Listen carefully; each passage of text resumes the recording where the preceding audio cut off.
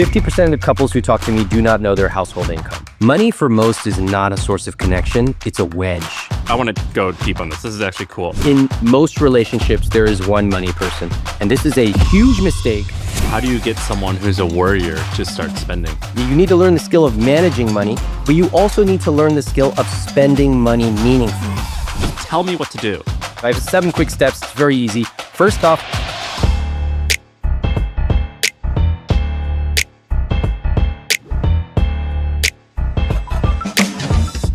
all right, we're live. Ramit, so the reason I wanted to have you on was because Shaan and I were talking the other day, and at the end of the episode, at like minute 55, we got to the total end, and somehow it came up that my wife, Sarah, and I, we do this thing that we just call our monthly money meeting.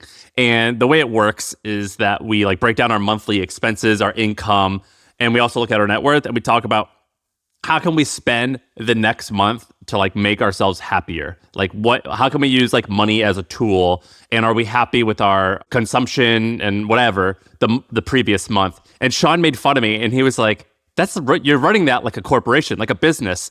And at first I was embarrassed to say that I'm running my marriage like a business. And then afterwards I was like, actually, no, like I can love my wife and that's the number one reason why I do this. And also in order to make it run effectively, you kind of have to run a tight ship like a business or have like business attributes. And you have this book, Money for Couples, and you tweet all about the stuff with your relationships and running it like a business. And I thought you should come on and kind of talk about the other stuff of a relationship other than love, which requires running it a little bit like a business. well, first of all, I appreciate that Shaan makes fun of you. That's one of my favorite parts of this pod. But when you are married, you are running a business. It is the business of running a household together. And it's only in the last 100 or so years that Americans became infatuated with this idea of love as the only reason to get married. That's ahistorical. That's not been the case for a long time. And just to give you an example, it's so culturally dependent. My parents knew each other 7 days before they got married. So you have to remember that it's not unromantic to talk about money. I actually find it very romantic that you are building a connection, and there's a whole bunch of other benefits that I'm sure you and I both experience because we talk about money regularly. And you got this amazing podcast, and a lot of the people, you have some like really wealthy people. I think you had someone who was making like $2 or $3 million a year, and they talked about spending. But I think your typical bread and butter is low-ish 6 figures. But our audience makes like, I'm going to just make up this avatar of like $200,000 to $400,000 a year, and they work at tech companies. I think this topic is so fascinating to me because it cuts across psychology, numbers, communication, and I personally think it's underexplored. I think there's a lot of people online who talk about how to make money, how to invest money. Very few people talk about how to spend it meaningfully, and even fewer talk about how to do it in a relationship. So if you're listening and you're single or dating, or you've been married for 20 years, odds are very likely that you have not substantively talked about money with your partner. And it's important. It's one of the core things in a relationship. That's why I love talking about this. Do you remember Tim Ferriss in the 4-Hour Work Week? He had this thing called like the dream scenario or something. It's very similar to the stuff that you do. It's something like write down all of the things you want to own and then like reverse engineer it to figure out how much do you have to earn in order to afford this, and like just like be intentional about what you want and specifically say it and work backwards towards it. So I used to do that as a 22-year-old. I think I had like at one point I've owned everything that was on that list, and I was like, oh, like half that list I don't really give a shit about even after I've owned it. But I remember a year into dating my wife, it was like, hey, this is promising. It appears this is going towards marriage, which is great. And we did that dreamlining together. And we used to do it all the time where it was like, tell me like, what's your ideal like life scenario? Like, how would you like to live? And like, let's like, how much would that require? Like, what responsibilities are you willing to take? And what should I take on? It was so helpful to do that early on in a relationship. And it sounds weird, but it was like a great conversation. I love that. It's amazing that the two of you did that early on, because it's one thing to do it solo. It's entirely another thing to do it with a partner. But what is amazing is that you two were on the same page of even talking about that. You have to remember, most couples, they're not like that. They're not sitting down to dream. One person is probably a worrier. Another person might be an avoider, or probably for the people listening, they're optimizers. spreadsheet freaks who love to look at compound interest all the time. And they're not even communicating in the same way. So one person's like, look at our returns, look at our net worth. And the other's like, why are you talking about this? Like, I don't think we're going to have enough. Why did you spend $20 at the gas station? So you guys were speaking the same language. Most couples, not even in the same planet when it comes to money. Optimizers, what is that? Oh, there's 4 money types. I talk about them in my book. I talked to thousands and thousands of people, and I found these 4 types that describe a lot of people. First, avoider. This is the most common. They avoid money. They do a series of conscious and unconscious techniques to do it. If they're in a relationship, they'll say stuff like, you're just better at money. I'm not good at math. Sometimes they even sabotage conversations by saying stuff like, why do you always have to talk about money? Can't we just have a good time? That's an avoider. And there's a whole bunch of techniques that you can use to not be an avoider or to have a partner that's an avoider. Then we have optimizer. That is me. That's you. That's a lot of people listening. Optimizers, they can do a lot of good because they're saving, they're investing. The problem is you take it to the logical extreme and they become incredibly boring and cheap. And all they care about is like the cost and how much is it going to, we shouldn't buy this Coke can because if we compounded that for 45 years, it would actually be $1,200. It's like, get a life. Optimizers are really hard to be partners with because they always go, how much does it cost? That's all they're concerned with. But they can change as well. We have worriers. Worriers worry about everything. In fact, many of them saw that growing up. And when I asked them, what would it look like if you didn't worry about money? They have no idea because that's all they have ever known. And finally, dreamers. Dreamers believe that success is just around the corner. Dreamers, it's the next gig. It's the next deal. These are the folks who typically fall into get-rich-quick schemes, and they are incredibly difficult to be partners with. They're not listening. They're not reading my book, let's put it that way. And the only reason they can live in la la land is that they are often subsidized by someone else, often their partner. Those are the 4 money types. You seem like, you teach us stuff, so I assume, and I know you, so I know it's true, that you have your act together when it comes to money. And if you're an optimizer now, you said, what flaws do you still have and how do they present itself like on a daily basis? Yeah. Like for everyone listening, Sam was like, we were texting and Sam was like, hey, what are you getting on Black Friday? And I was like, I don't shop any place that does Black Friday sales. and that's a difference. But the fact is like, you're an optimizer, so am I. They just manifest in different ways. So where do yours manifest in ways that are good, but also in annoying ways? Dude, the annoying ways are the ones that when I was 22, it was like all about like, look at these numbers. You just need to do this. It's so easy. It's so clear. And then I could see people's eyes glazing over, but I didn't know why. And once you get a little bit older, a little bit more mature, a little bit better skilled at communicating, you realize nobody wants to be talked to like that. And in fact, like in the areas where I have been really weak, like fitness, where I didn't grow up knowing what protein was until my late 20s, if someone was like, dude, it's so simple, it would have been overwhelming and it would have made me feel stupid. So I learned how to slow down, become a little bit more emotionally connective, but dude, it's still there. When I'm talking about money, sometimes I'm like, okay, I get it. Let's get to the part where we do the numbers. And it happens regularly. My wife and I have monthly money meetings. We have our annual Rich Life Review. And I can see it in myself. I just want to get to the end because for me, I was raised like efficiency is a virtue. Getting to that part is a virtue. And I've had to really try to learn, and I'm still learning, sometimes slow it down, take the journey, have fun along the way. We'll get there, but don't be in a rush to get where we're going to get anyway. Hey, let's take a quick break to talk about our sponsor today. HubSpot has put together a list of 200 AI business ideas. These are business ideas that you could create using AI, and it's a list of 200. They did a huge brainstorm. So you could check it out. If you just click the link below, you can get access to these 200 AI ideas. I'll give you an example of a couple of them. One of them is you could build an AI dressing room. So let's say you go to an e-commerce site and you want to see what something would look like on you. You could use AI to actually take a picture of you and show you what the clothes would look like on you or what the makeup would look like on your face. It's pretty cool, right? Or AI tools for real estate brokers. Maybe something that takes their listings and makes them more fancy, more beautiful, and attract more buyers. So check it out. It's a brainstorm of 200 possible AI ideas brought to you by HubSpot. You can get it for free in the link below. What's this? It's December 30th when we're filming this. What's the annual review? Oh man, we're in the middle of it right now. So this is like one of my favorite times of the year.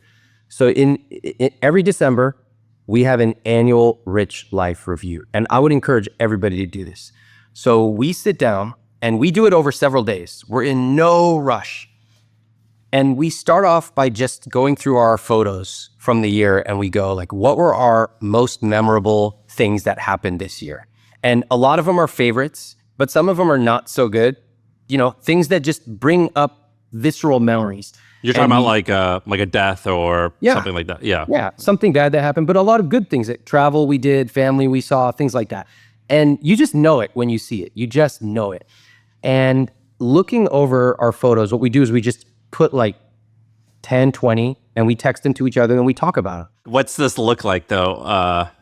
Actually look like? Is it like in the evening? Are you just hanging out over dinner? What are you guys doing? What if I'm like, Sam, I told you we're running a freaking business. We're in a conference room. What do you think?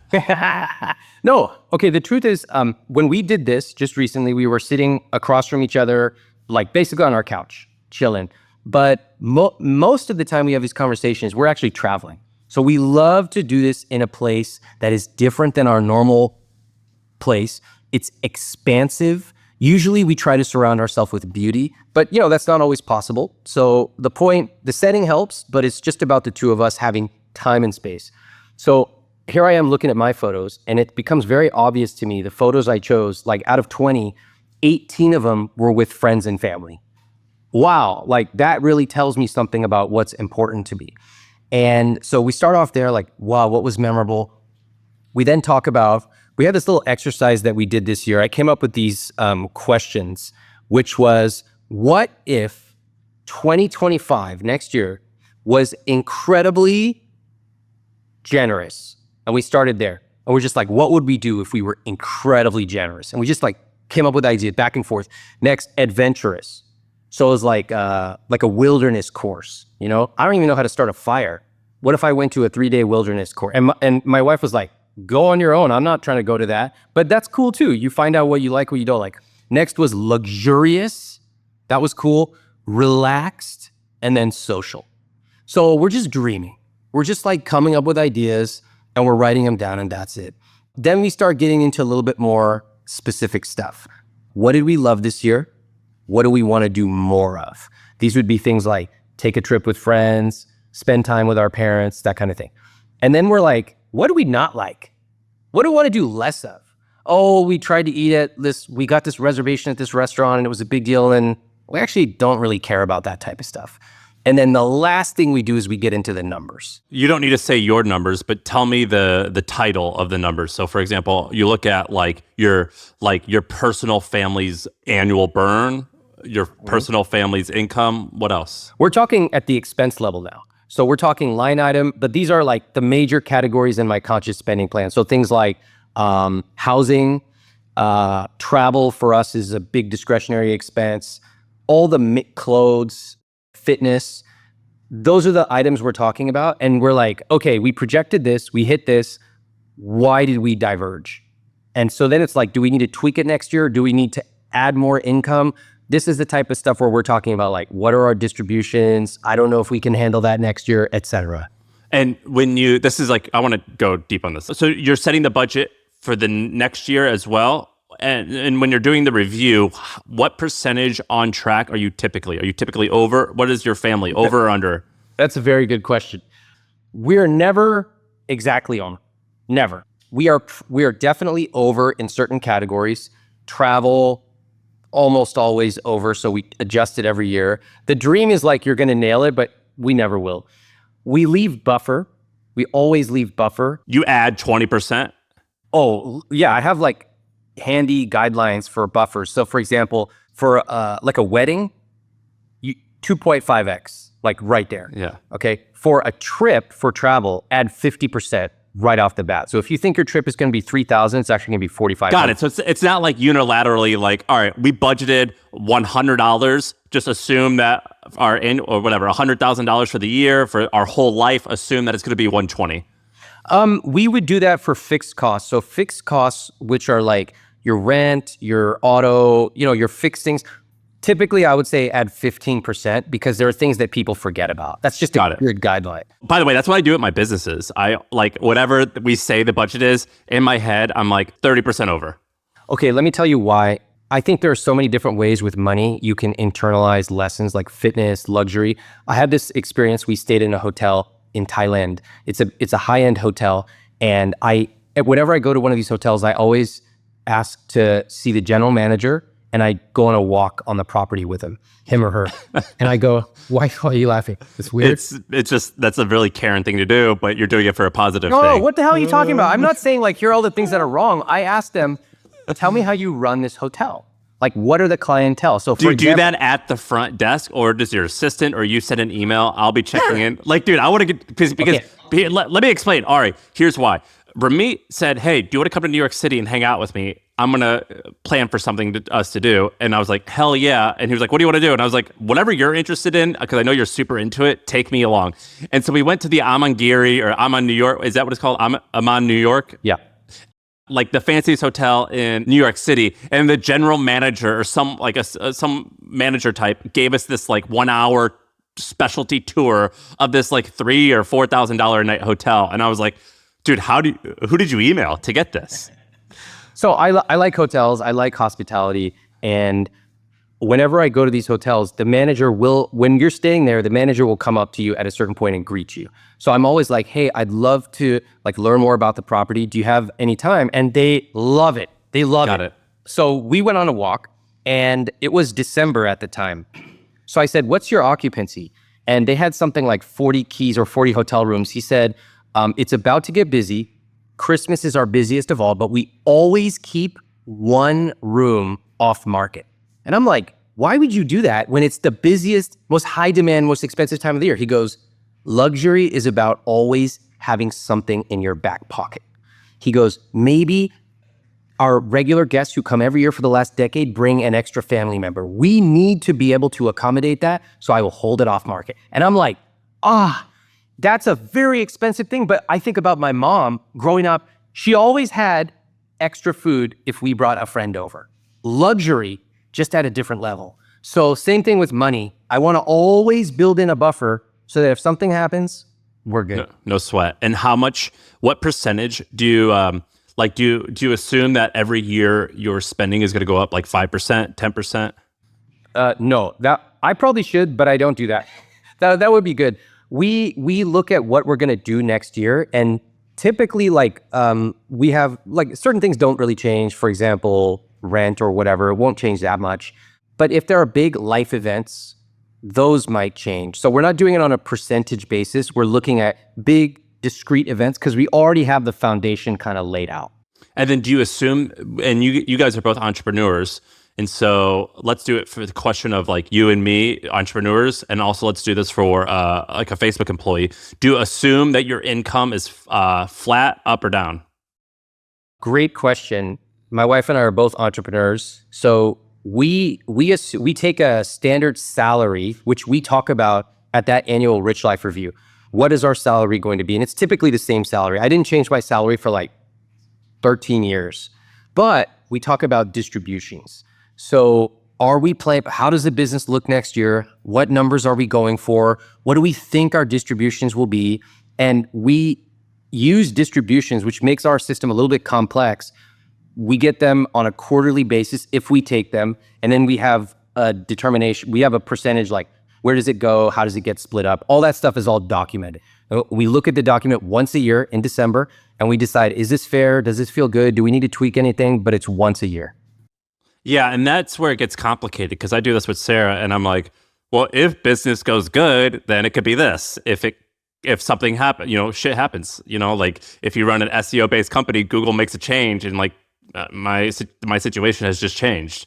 Like, I have to tell you, this is maybe a strength, also a weakness.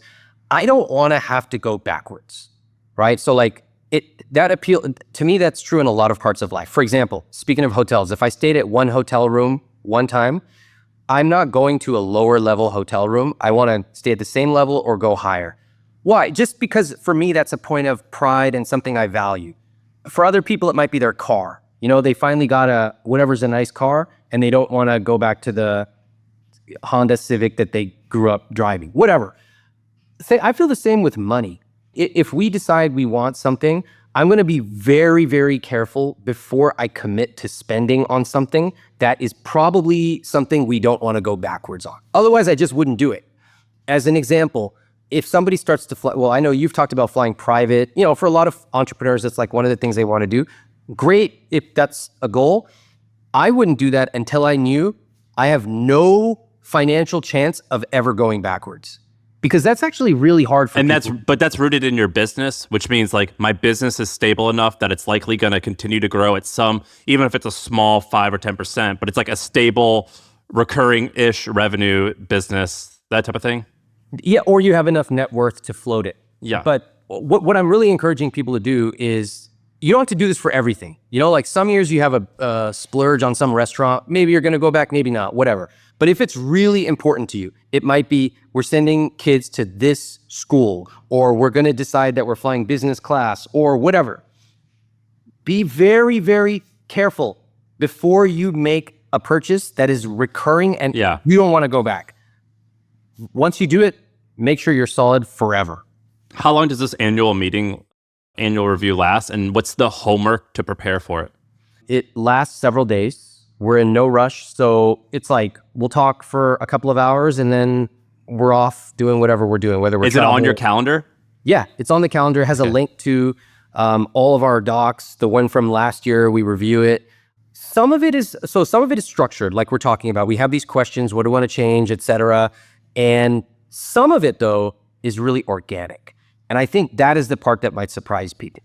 So in my life, I'm an optimizer. And so I love structure. I love it.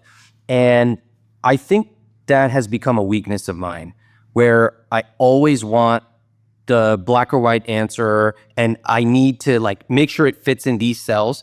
And so I've been trying to become more intuitive. And I find that I'm most intuitive when I'm traveling, because I'm like, what do I feel like seeing? Where do I feel like going? Well, what about us?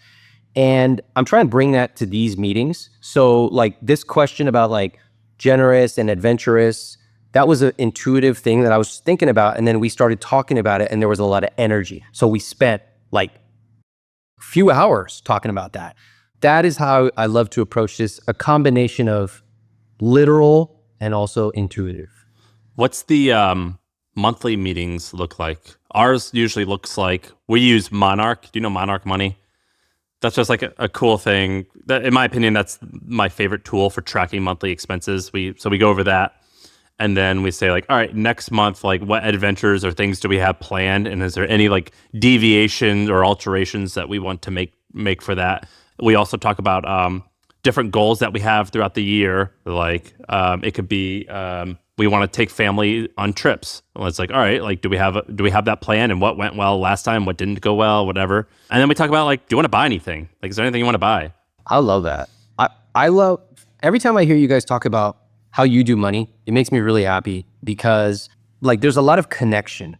And I hope that's inspiring to other folks, because money for most is not a source of connection. It's a wedge. It's actually something that's avoided. Most couples really substantively talk about money about 4 times in their entire life. What does that mean? So like, is there like a bunch of, I mean, I guess this is obvious. This is an obvious question, but I guess there's typically a bunch of wives out there who have no idea like what the income is, and like, is that like typically what it is? 50% of couples who talk to me do not know their household income. 50. They don't know their household income. As an example, this happens all the time. I had a couple recently who said, I think we would feel good if we made 120,000. And I'm looking at their numbers, which they prepared for me. And according to their preparation, they make 80K. Okay, So now I'm digging into this and I'm asking about bonuses. They go, oh yeah, we get a bonus once in a while, and I'm adding it all together. It turns out they make something like 121,000, and they just look completely dumbfounded. Why? Because for years, they've been telling themselves, we'll stop worrying when we make 120K. They've been making it for years. And what it really shows is the way you feel about money is highly uncorrelated to the amount in your bank account. So no, they don't talk about money. Most see it as a negative thing. They see it as something to protect their partner from. They see it as something like, you do the dishes, I'll mow the lawn, but it's none of those. It's got to be a source of connection. Which is the thing you talk about. But by the way, you were giving me credit for these meetings. Like, they still like occasionally end in fighting. They don't always end well, which is like, we are on the same page to discuss it, but we are not always on the same page of our wants. Sometimes there's decisions where there's a winner and there's a loser. And so it's like, how can we both win in one of these situations? But it definitely becomes like a who's the money person. And it's like, not just like who's earning it, but who's driving. I guess it's frustrating to have, if I'm the one driving all the time, I'm like, I want you to care about this as much as I care about this. Sam, I'm with you. Okay, listen. So in most relationships, there is one money person, and this is a huge mistake. Again, most of us think of it as something that's just divided, like every couple does. We all divide tasks just on time, intuition, etc., or just habit. But money, when I got together with my wife, of course it would have been natural for me to be the money person. This is what I do for a living. I think about it every day. And I very early on realized that would be a horrible mistake. And I told Cassandra, I said, we're going to do this together. I'll tell you why. Number one day I'm going to get hit by a bus. Some shithead from Goldman Sachs Wealth Management is going to call her. Oh, we'd love to help you be a steward of your portfolio. Fuck you, wealth management industry. So she knows exactly about expense ratios and fees. Otherwise, I'd be looking up from hell saying, what's about to happen right now with this conversation? But I know she's an amazing manager of money. Then I wanted us to have a second set of eyes. No matter how good you are at money, it's always better to have another person make decisions together. And third, it's just way more fun. Way more fun to be doing this together. Where do we want to go next year? Who do we want to be generous with?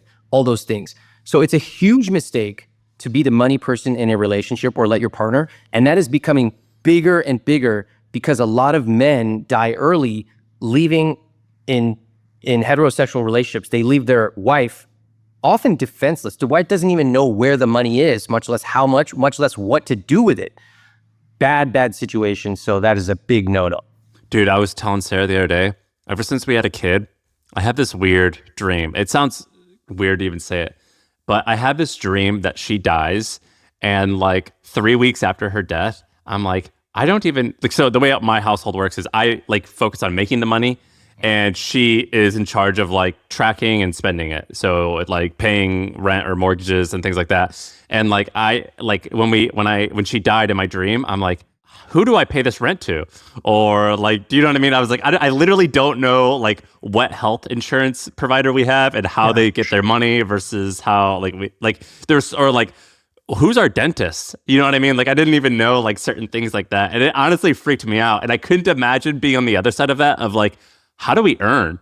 Exactly. I mean, it's kind of funny when you say it, but it's not funny if you're the person who doesn't know where the money comes from or how are things supposed to be paid. And it's actually terrifying and very, very bad situation to be. So, all right, let me talk about the monthly money meeting and how to do it. It's quick. It's 60 minutes. So you're kind of moving through these things. I have 7 quick steps. It's very easy. All right, first off, appreciation. Kind of unexpected. Always start off with something you appreciate about your partner. Look at Sam's face right now. Sam's going, what the fuck is this woo-woo weirdo talking about? Move to LA, start talking about appreciation. Where's the crystals? I laugh because we do that. What? And it's definitely still uncomfortable. Oh, yeah. Okay. Fine. Damn. Impressed. Like, I think you told me about it. Like, we've been doing these for years, but I'll like you or someone else like share something and I'm like, I'm going to add that. Yeah. I'm thankful. I appreciate that whenever we travel as a family, you always make sure we get to the airport at the right time. Simple. I mean, you cannot say enough nice things. All right, so that's number one. Number two is partner one updates. Quick things. Usually each partner will own one part of the financial system. It could be they own how much you spent on groceries last month, or it could be making sure that this account flows to that and changing things. Just a quick update.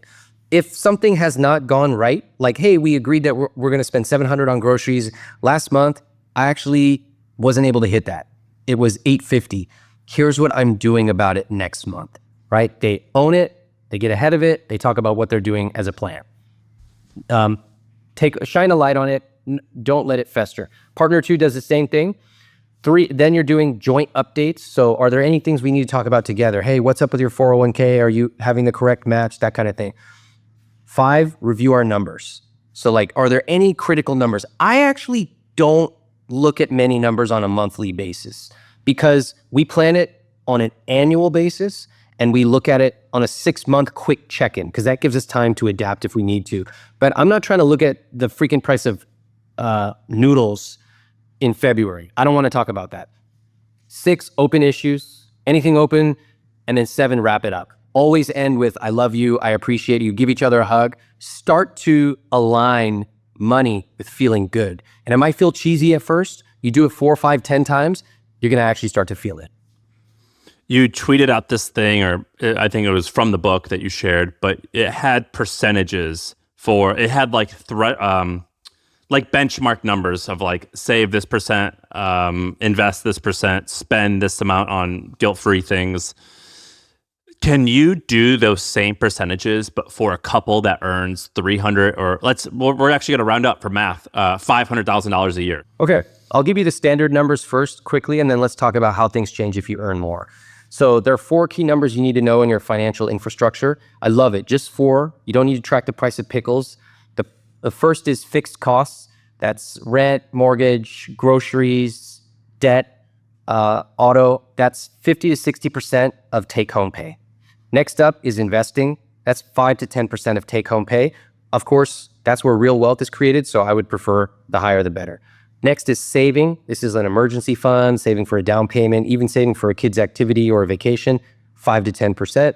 And finally, my favorite one of all, guilt-free spending. This is eating out, travel, buying a round of drinks, whatever, 20 to 35%. So for me, the beautiful part is if you can fit it in like Tetris, fantastic. You can buy whatever you want as long as you're hitting these key numbers. It's very freeing. Now, when I look at couples or individuals who make a lot of money, 500K as an example, there's a couple of things that are common. The first is their fixed cost number tends to go lower because their income is higher. So instead of 60%, or in some cases people have 60, 70, 80%, their number is like 50%. It's on the lower end of that range. Once in a while, depending on where they live, it can even be lower than that. Their investing is typically higher. People who are making that kind of money, typically, not always, but typically tend to be a little savvier with investing. And because the price of bread is basically the same, like, yeah, you might spend double the price on bread, but you're not going to spend 50 times more on bread. Therefore, you have more money left over. Typically, that goes into investing. Some of them save aggressively. For investing, they might have 15% of take-home pay. If they're in the FIRE community or they're very aggressive, they might go 20, 25% of net pay. I like to see that number around 20% as your income gets up because when you have that kind of money, take it, make it work for you. The earlier you can do that, you can really let it ride and grow. Savings, 5 to 10%, sometimes they go a little bit higher. You know what I often find with guilt-free spending, they can certainly be spending at the higher end of that. 35% of 500K is a lot of money, or 35% of the take home. Oh, these are all post-tax. Correct, post-tax. Sometimes I will see people who are investing like crazy. They're doing 40% or 30% of take-home pay. And I'm like, there's a lot of money. Your savings is really high. And then I get down to the bottom of the conscious spending plan and they're spending like 8% on guilt-free spending. And I'm like, what do you guys do for fun? And they're like, they always say the same thing.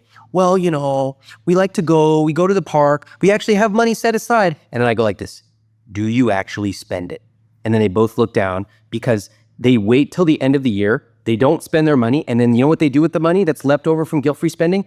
They sweep it right into their investing. And they go, we're so good. We don't spend money. We invest it. That's a big mistake. You need to learn the skill of earning money. You need to learn the skill of managing money, but you also need to learn the skill of spending money meaningfully. So if you're making 500K, you should be learning how to spend that on the things that are meaningful to you. How do you get someone who's a worrier to start spending? It's very difficult. Let me tell you why it's so hard. I frequently have multimillionaires who come on my show, and sometimes one or both of them's like, we want to learn how to spend more. And people listening are like, what kind of freaks don't know how to spend money? That doesn't make any sense. I'm one of them. Yes, it's a very common affliction. And it is an affliction because there are a lot of reasons for it. Often people grew up financially insecure, family only said, we can't afford it. The only way they've related to money is scarcity. But when the numbers change, they change faster than the psychology changes. The problem is that you can get to a point where you have more than enough, but you're unable to actually spend. And I see several things happening. One, I see people who realize at a certain point, like something's wrong. We have these numbers on a spreadsheet, but it doesn't feel real. I went through this where it was like, as an entrepreneur who so my business, I sold it and I had a windfall. Leading up to that, it was like I think I ran the company for 4 years, but something like the first 3 years, the first 2 years, I paid myself roughly $24,000 a year, which was so stupid. People should not do that because my business was doing fine. I could have paid myself more. And so the third year was more, but it was like $100,000 a year, which in San Francisco is not like crazy amounts of money. So there was like a long period of like, not a lot. And then it took like another 3 years to acclimate to the reality. I love that reality. It's pretty unusual. Most people don't get the windfall like you did, but it may as well be the same thing because they look at the numbers and they're still feeling the way they felt when they were 7 years old, sitting around the dining table and their mom or dad said, how dare you ask for that? We can't afford that. And so I know you've been on a journey to spend more money. It's awesome to see you talking about menswear now, talking about taking your family traveling. Like, that's not easy. That is really not easy. What I find is the ultimate thing that happens with folks is they start to ask for help and they look around and they make two mistakes. One is they ask for help among a bunch of other frugal people. So I see this in the fire community every day. Hey, everybody, I realize I've crossed my fire number, but I can't seem to bring myself to spend money. And then within 3 comments, people like, you don't actually need to spend money. It's actually better to save. You should save it because who knows what healthcare is going to cost in 2065. I'm like, you're asking a bunch of frugalistas how to spend money. You're asking the wrong community. Well, it's like asking me how to go camping. Don't ask me. I have no idea. Okay, that's the first. Second is they come around and they start to actually try something. Maybe they eat out at a restaurant, whatever. And the first time they do it, it's not particularly great. Maybe they picked a bad restaurant. Maybe they don't have the palate for it. Maybe they hired somebody to come clean their apartment or house and they don't like how the person folds their clothes. Okay, that happens. So then they go, this shit doesn't work. I'm a good person because I don't spend money. I don't need to do all this frivolous stuff that other people do. So they've created this self-contained tautology, which ensures that they're never going to change. There's a much better way to do it. It's to build the skills now. It's to start spending on little things, discover what you like, what you don't, become clear with your money dials, enjoy it, do it with a partner. And over time, you learn that spending money as a skill is often as important as earning and managing it too. And I think that like the important thing is figuring out what makes you happy, because there's been times where I'll talk to you or me to you, and we force what makes us joyful onto the other person. Like, for example, you like fancy hotels and you're like, you should go stay at this hotel. It's like, that's just not... It's not your thing. I'm kind of, this is a fake story a little bit because you don't do this too much, but, or maybe even ever, but it's like, go stay at this like fancy hotel. You're going to love it. It's like, that's not I don't get joy out of that. But what I love is like services, like monthly services, like So for you, for example, you don't own a house because you're like, I just don't get joy from that. And I don't know what your apartment looks like there, but like for all I know, it could be just like a very, very modest apartment because you get joy spending elsewhere. And I think that that's a really challenging thing for people to get over because, for example, they'll say, like, here's a really easy one. They'll say, like, buy a home. It's a great investment. And I'll say, well, it's typically not a great investment or like, that's not the reason to buy it. And they'll be like, well, you're going to throw away money on rent. And I'm like, well, you're not throwing money away. I'm acquiring a service and it makes me happy. And I'm also like buying, my money is now in the index fund that's growing. So like that's a good investment. And they'll be like, so you shouldn't buy a home? And it's like, well, no, definitely buy a house. Just like I bought a steak last night. I bought this steak last night because it brought me joy. And if like owning your home makes you happy, and by the way, it oftentimes could be a good store of value, but like, which is just a cherry on top, but do it because you work and this makes you happy, and that's a good reason to do it. It's hard for people to understand just doing something because it brings you joy. And I've been there too. Yes, I love what you're saying, and I love watching you on Twitter because you're one of the only people who actually understands buying a primary residence is sometimes, but often not, a great investment. Here's what I think. I think that people use the word investing way too much. Like, I have a personal trainer. That's not an investment. That's a luxury. If I were to buy a house today, that would not be an investment. That would be the most expensive luxury I have ever bought. I will lose millions one day when I buy a house. I guarantee it. I'm going to lose millions, and I'm going to do it with a big smile. And you're going to be ridiculed on the internet because people know you as the guy who has, they say, but Ramit, you said never buy a home. Well, illiterate people who don't actually read what I've said. I never said don't buy a house. I said run the numbers, then consider the non-financial, and then, but yes, you're right. There's going to be a big problem when I buy a house. Anyway, we use the word investing a lot to justify purchases. Like, I've had people who literally said buying a mattress, a $2,000 mattress, is an investment. That's not an investment. That's a luxury. So, and when I asked him, this got me very obsessed. How do you know if you can afford it? And do you know what people said to me?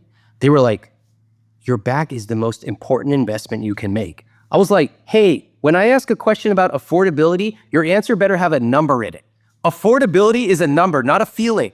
And what I've realized is so many of us use investment to justify purchases. But what's the Ramit approved answer to that? My answer for an investment, I narrowly define it as something that can provide a financial return.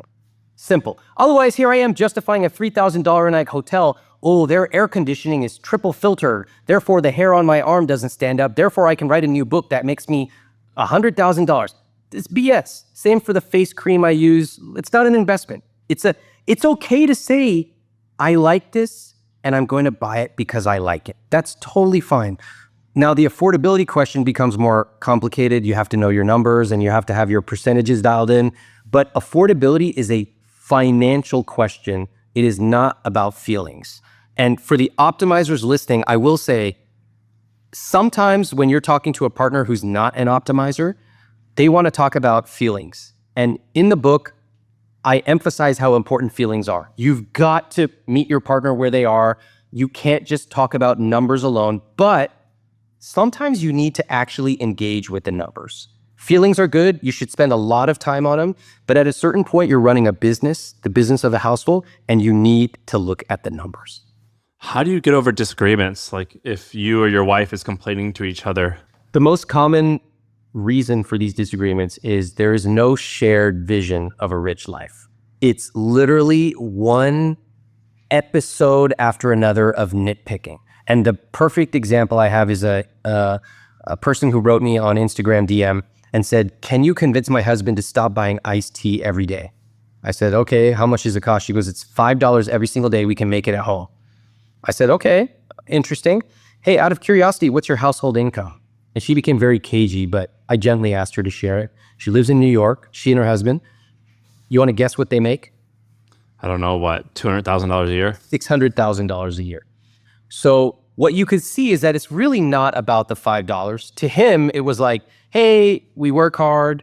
This is just a little treat that I enjoy every day. It's great.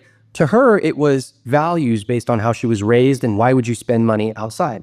A couple of thoughts when couples have disagreements, whatever the scale. The first is, I always ask them, what is your rich life?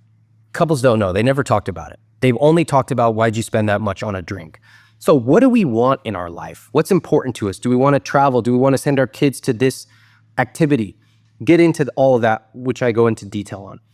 The next is to have your accounts set up so that you don't have to have $3 conversations. Sam, you said that the audience we're talking about today makes 200 or so plus K per year. You should not be talking about $3 purchases if you're making $200,000 a year. If you are talking about $3 purchases, you have misaligned your money systems and you probably don't have a rich life. So the way that you set up your accounts to be united in a marriage, I highly recommend all the money goes into a joint account. And from there, you each have some of the money flow to a separate individual account, a no questions asked account, which both of you know about, but each of you only has access to your own. And if that person wants to buy the $5 lemonade or the $20 tip, it's totally up to them. That's their money, no questions asked. That is how you unify your financial relationship and also give each other a little bit of flexibility. Yeah, I did that this year. I have like my own account. How did it change things? I think that even though you called me an optimizer, I'm more of a worrier, and I definitely feel guilt oftentimes buying things if they're above a certain amount, maybe in the thousands of dollars range. And so I put 20 grand into an account because I was like, I'm somewhat newly into clothing, and I got interested in like the craftsmanship and a lot of like this Japanese shit that I love. It's like pretty expensive. Like it's like $600 for like a button-up shirt, but like I'm just like deeply fascinated by what I'm reading, and I just want to like feel and touch it, and it's interesting to me. But I would feel a sense of guilt around it. So I was like, look, I've allocated $20,000. I could spend this guilt-free, and so I will spend it. I still feel guilt, but it's definitely less guilt. But now at least I know that like I used to feel a little sense of I'm disappointing Sarah because even though she's like on board with it, I'm like, I'm taking money away from shit that she could use for something else. And I was like, and I'm also like, I'm embarrassed to spend $600 on like a shirt, and I don't want her to know.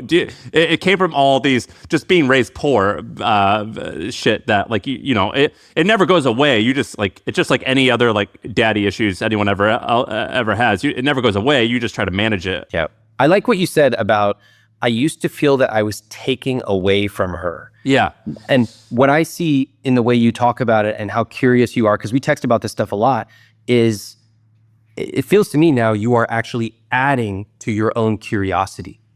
Of course, your family finances should be dialed in. Of course, you should have all your ratios working and your money flowing. Of course. But we should remember that two partners have got to be intellectually, financially fulfilled. It makes them better partners. And as long as you're managing your joint money, you should be spending on your own.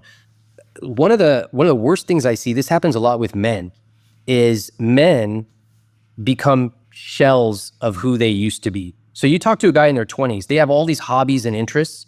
You talk to them by their 50s and I go, what do you like to spend money on? They go, whatever my wife does. I go, we're not doing that here. Answer my question. What do you like to spend money on? And a lot of times they've lost all hobbies. I see that in myself. I have to fight to try to find some new hobbies, because if it were just up to me, I would simply shrink myself. And so this happens to a lot of people, but especially men. And I want to encourage us to try to fight against that. When I was kind of up and coming in my like entrepreneurial journey, I used to make fun of like self-development people, which you fall in that category, and so do I. And I'm going to stop playing right now. Hold on. Well, no, but like I would make fun of you, but like just the idea of like people would be like, I'm hiring like an executive coach, or I'm hiring a coach. I'm like, what? Like, man up. What are you doing? And then I started like hiring a fitness coach and then a nutritionist. And by the way, a fitness coach could be like as cheap as like $50 or $100 a month with like Future or one of these things. But basically just someone to like answer questions and then also just tell me what to do.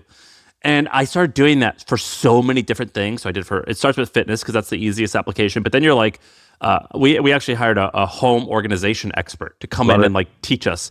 And I'm like, dude, this is so much better way of learning to like read a book and also the book, YouTube, whatever, all of that stuff to get the general knowledge, but then have an expert come in and pay them money. It could be a small sum. Like you could do a lot of this shit for $100, like a cooking class or something like really simple on Groupon if you really wanted to. But like simple coaches to come in to teach you. But then the best situation is like some type of ongoing like class. Do you know what I mean? It's like the greatest way to learn. I love that you said that. I also love that you said, I used to say, man up. Because just think about what's embedded in that phrase, right? That suffering is masculine, and that if something is hard, it is therefore more valuable. I think there's some truth to some of that, but I also think like there's grit's real. Yeah, I agree.